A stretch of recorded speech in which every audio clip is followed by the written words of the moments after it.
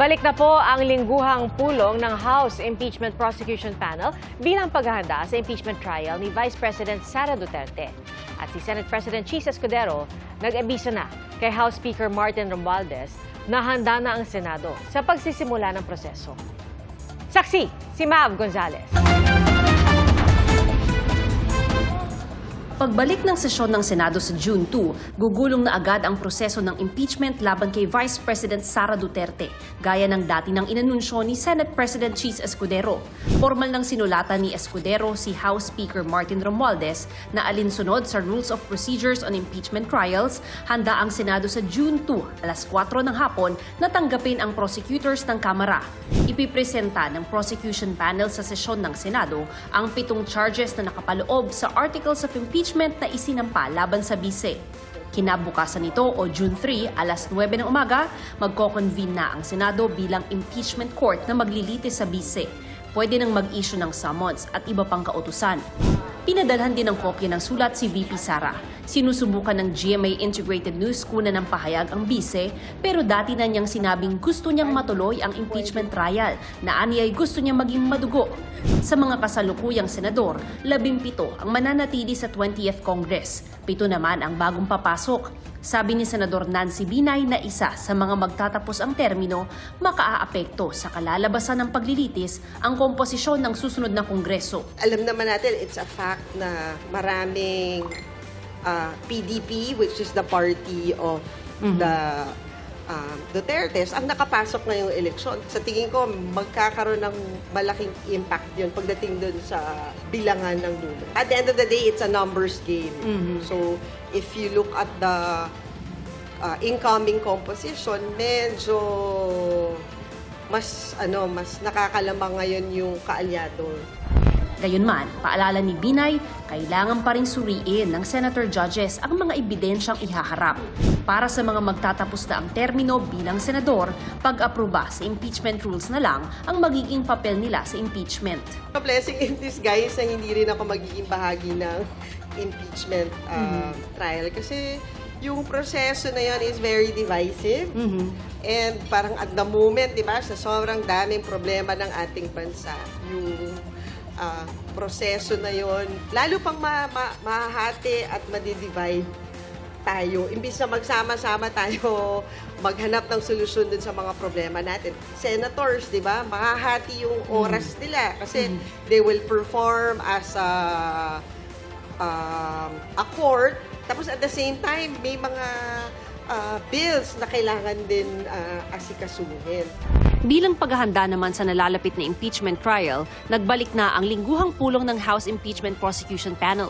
We discussed the letter of the Senate President sent to the House of Representatives that we will present the articles of impeachment on June 2 before the Senate. They expect us to read the articles of impeachment. Hindi pa kasama sa pulong kanina sina ML Party List Representative-elect Laila De Lima at Akbayan Party List Representative-elect Chel Jokno na parehong tinanggap ang alok ni House Speaker Martin Romualdez na maging bahagi ng prosecution panel. Sa Hulyo pa kasi sa pagsisimula ng 20th Congress sila mauupo bilang mambabatas at kailangan pa silang formal na maitalaga bilang prosecutors. Para sa GMA Integrated News, Mav Gonzalez ang inyong saksi. Arestado sa Bulacan ang ilang miyembro ng isa sa mga pinakamalaking crime group sa Japan at ang kanilang binibiktima, mga senior citizen. Saksi, si John Consulta, exclusive. Anything taken and used against you in the court of law? Hindi na nakapalag ang mga dayuhang high-profile target sa ikinasang operasyon ng Intelligence Group ng Militar at Bureau of Immigration Fugitive Search Unit sa Bulacan at Maynila. Ang isang ito na sinasabing isa sa boss ng grupo, inabutan pang natutulog. Don't move. Ilan buwang ding nagsagawa ng surveillance bago tuluyang nalocate ang hideout ng mga target. kinailangan din nila ang tulong ng San Jose del Monte Police Station at Ermita Police Station bago mapasok ang safe house. Medyo naging challenging itong operation natin na ito kasi nga sinusubukan natin na makuha yung 7 na subjects natin. Nung ma-confirm nga natin yung mga safe house nila, agad tayong nakipagtulungan sa San Jose del Monte Police Station at sa Ermita Police Station upang pasukin itong kanilang pinagtataguan. Ayon sa BI, di basta-bastang criminal group ang kanilang tinarget na itinuturing na isa sa pinakamalaking crime group sa Japan. Itong grupong ito ay nanahuli natin ay isa sa mga top leaders nitong JP Dragon Syndicate na matagal nang nagtatago at nag-ooperate dito sa atin ng kanilang telecom fraud syndicate. Sinasabi din na itong grupong ito, karamihan sa mga leaders nila ay mga former Yakuza. So maoobserbahan natin yung dynamics ng grupo nila is very similar sa Yakuza. Ang Luffy Group Syndicate ay nagmula din sa grupo na ito. Ang pinakamodus daw ng mga dayuhang sindikato, biktimahin ang mga senior citizen sa kanilang bansa na kung minsan ay nauuwi sa pananakit sa kanila. Sila ang nagtitimon ng mga gagawin ng mga actors nila sa Japan kung saan papasukin yung bahay ng mga matatanda, kukunin yung mga ATM cards at doon nila umpisahang pagnakawan. Napakahalaga na mahuli natin at mapadeport sa Japan. Hindi malayong mag-localize din yung market nila at magkaroon sila ng mga Filipinos na cohorts at eventually magkaroon din ng mga Filipino na biktima. Yun po yung iniiwasan natin. Wala pang pahayag ang mga arestadong Japanese na nakakulong na sa BI Detention Facility sa Bikutan sa Taguig. Para sa GMA Integrated News, ako si John Consulta, ang inyong saksi. Nagbabala ang Land Transportation Office na maaaring makulong ang mga mahuhuling tumatangkilik ng peking lisensya. Sinuspende naman ng LTO ang mga driving school na kasabwat umano ng mga fixer. Saksi, si Bernadette Reyes. Mahigit 100 driving schools ang sinuspindi ng Land Transportation Office matapos makitang nakikipagsabuatan sa mga fixer para makapag-issue ng driver's license. Nag-issue public show cause yan para to give them the opportunity to explain their side. Pero in the meantime, suspended mo din sila. Isa sa mga, sasabihin ko na, kabulukan ng sistema na itong nag-evolve na sistema ng mga fixer. Yung fixer nung dati, nasa tabi ng LTO, nag-o-offer ng services, humihingi ng pampadulas para makalusot sa mga requirements ng lisensya, ng rehistro, etc. Pero dahil sa internet, sa Facebook, naging online na yan. Hinarap din sa media ang isang babaeng suspect na namimeke umano ng mga driver's license at PWD IDs. Nahuli ang suspect sa isang entrapment operation ng PNP Anti-Cybercrime sa Valenzuela noong nakaraang linggo. Tayo po ay nakapagsampa na rin ng kaso. 10 counts of falsified documents po yung ating naikaso at bawat count po na naikaso natin ay meron siyang 36,000 pesos na piyansa. Ayon sa Department of Transportation, ginagamit pa raw ng mga namimeke ng lisensya ang logo ng Land Transportation Office para manlinlang. Nakababahala raw ito lalo't ang pamimeke ng lisensya maaari raw mauwi sa trahedya. Kung titignan mo yung mga serbisyong binibenta nila for 1,000, 2,000, 5,000, nakalagay doon, halimbawa, non-fraud driving driver's license without actual driving. Yung driver na yan, pag nakakuha ng lisensya at hindi marunong magmaneho, most likely makakadisgrasya yan. Baka makakapatay pa yan. Ayon sa LTO, may pananagutan sa batas ang mga tumatangkilik sa peking lisensya. Maaari makasuhan at makulong na hanggang 12 taon. Anyone from the LTO na kumukonsinte o nakikipagsabwatan dito sa mga online fixer na to, at yung iba mga fixer, hindi lang tatanggalin ni ASEC Vigor, kundi kakasuhan din at makakukulong din. Kasama nitong mga luklukong scammer na to. Para sa GMA Integrated News, ako si Bernadette Reyes, ang inyong saksi. Passport ni dating presidential spokesperson Harry Roque ipapakansela ng Department of Justice. Ayon kay Justice Secretary Jesus Crispin Remulla, Pirma na lang niya ang kulang sa sulat na ipadadala nila sa Department of Foreign Affairs. Kung maaaprubahan ng korte ang kanilang hiling, magiging undocumented alien si Roque sa the Netherlands, kung saan siya nag-a-apply ng asylum. Tiwala raw si Remulla na hindi papayagan ng the Netherlands na hindi harapin ni Roque ang mga kaso laban sa kanya. Wala pang pahayag si Roque pero dati niya nang sinabi na tiwala siyang makakakuha siya ng asylum status. Isang kumpirmadong kaso ng monkeypox o Mpox na itala sa Magsaysay, Davao del Sur.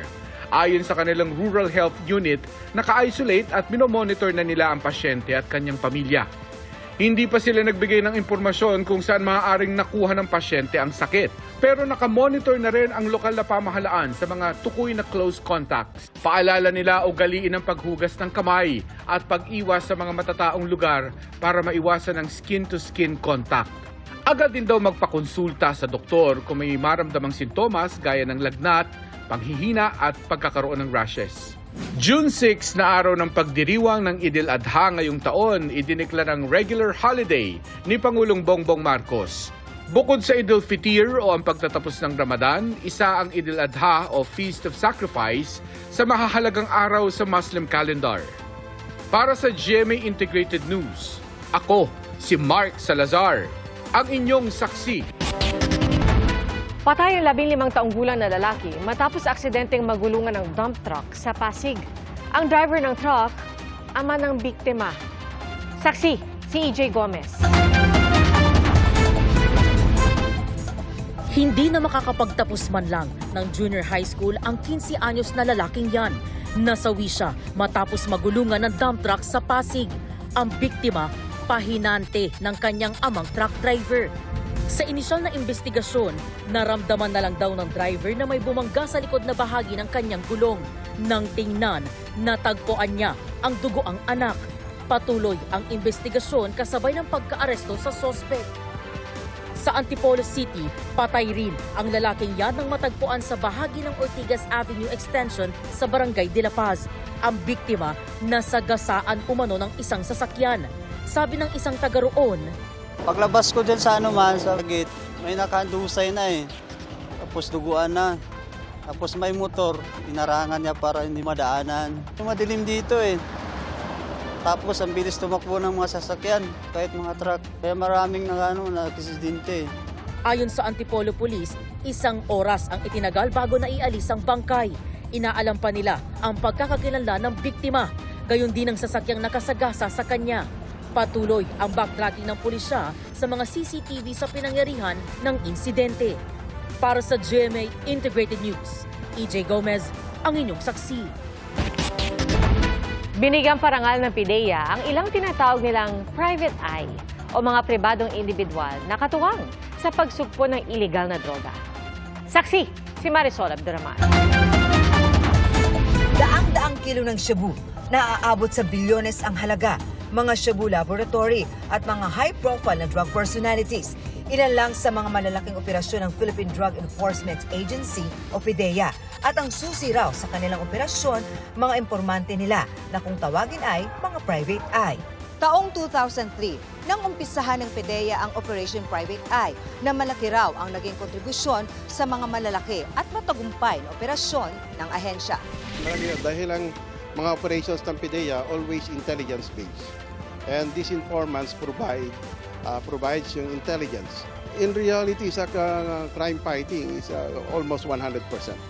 Kanina, pinarangalan ng ilan sa kanila kasabay ng pagbibigay ng rewards sa kanila. Importante yung role ng community. Kaya ito, ina-highlight natin yung role ng community. Ito sa pagbibigay ng, i-recognize natin, pagbibigay ng konting pabuya sa kanila. Yung sakripisyo, yung effort and then yung patriotism nila eh.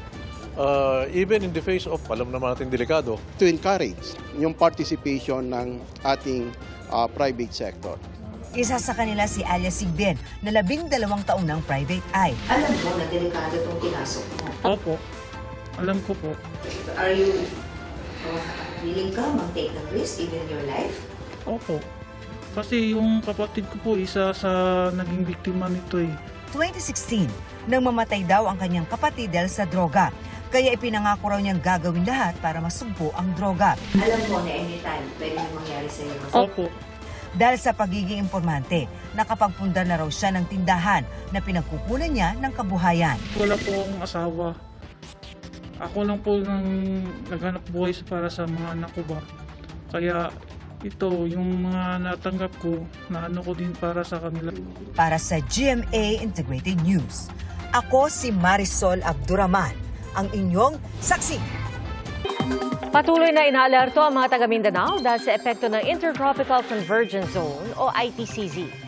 Sa inilabas na heavy rainfall outlook ng Pag-asa, kanina hapon, halos buong araw ulit mararanasan ang mga pag-ulan sa malaking bahagi ng Mindanao, gaya ng Zamboanga Peninsula, Soc-Sargen at Davao Region.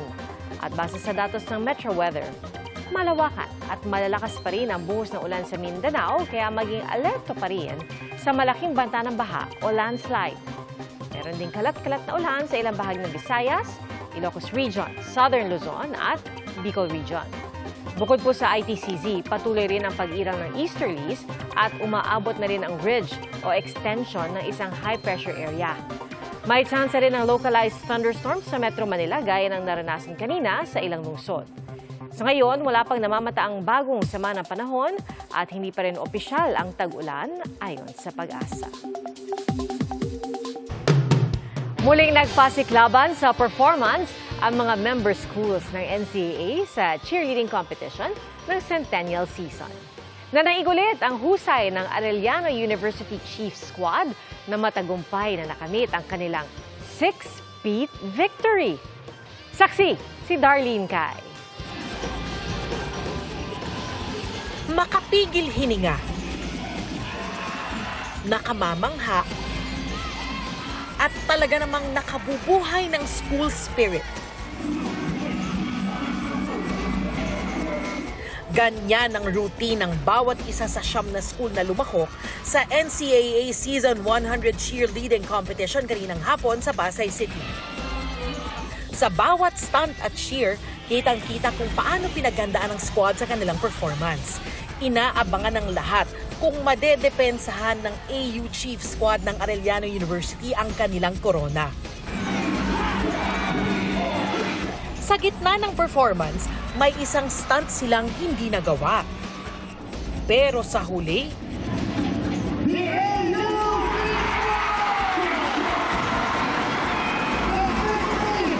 Arellano University pa rin ang cheerleading champion sa makasaysayang 6-peat win.